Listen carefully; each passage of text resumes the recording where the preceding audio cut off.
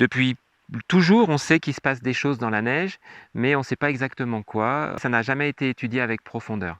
La neige, elle n'est pas toujours blanche, alors on la trouve, entre guillemets, sale. Il y a des moments elle est grise, il y a des moments elle est brune, donc ça peut être lié à des poussières, ça peut être lié à du sable du Sahara. Et puis il y a des moments, on voit qu'elle se colore, alors je ne sais pas si on va bien le voir, mais elle se colore de rose. Alors c'est comme des petites giclées de sang, et qu'on peut voir ici. Et ces petites giclées de sang font que dans le langage populaire, on appelle ça le sang des glaciers. Quand on collecte ça, et puis qu'on le met dans un tube, eh bien, je ne sais pas si vous arrivez à voir, mais tout au fond, là, il y a quelque chose qui a sédimenté. C'est un peu plus lourd que la neige. Et bien, ce sont ces petites choses-là qui forment la couleur. Et ces petites choses qui font ce magnifique rose, eh bien, ce sont des algues. On sait qu'en fait, c'est vivant. C'est plein de petites choses, ça grouille d'une vie microscopique, des milliards de cellules. Elles ont un nom que depuis 2019. C'est une espèce qu'on ne connaissait pas avant. Elle s'appelle Sanguina.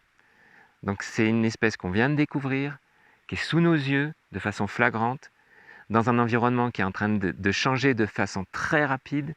On n'a pas beaucoup de temps pour étudier ça. Puisqu'il y a la neige rouge, eh bien dans la neige blanche, il y a donc aussi les algues microscopiques qui se développent. Alors c'est ce qu'on vient étudier ici au Lautaret. Ce qui nous amène en mission aujourd'hui, c'est nos expériences de fertilisation de la neige. On a réalisé en fait sur chaque site 4 carrés de 50 par 50 cm.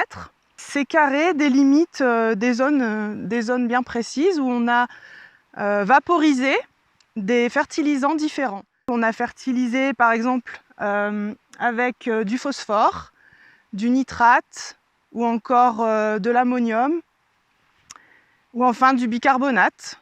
Ce qu'on attend finalement, c'est que les différentes substances soit accélèrent, soit modifient en fait l'apparition des algues. On va venir prélever ces zones où on a ajouté nos fertilisants. Par la suite, on va réaliser tout un tas d'analyses. Ça va nous donner des indices pour mieux comprendre cette algue et puis petit à petit avoir une image de sa biologie et essayer de comprendre si tout ce bouleversement qu'on voit, si tout ce bouleversement va l'affecter. On vient avec des collègues du laboratoire d'écologie alpine qui, eux, vont regarder avec l'ADN, ils vont regarder l'ADN qu'il y a dans la neige.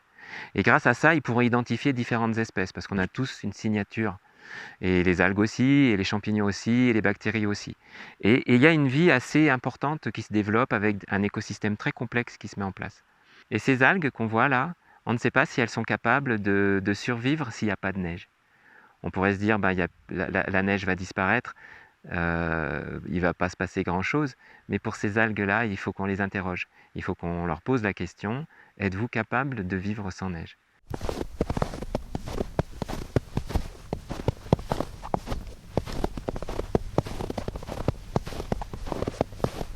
On va essayer de les faire parler, on leur propose des nutriments et on va essayer de leur dire qu'est-ce que vous préférez.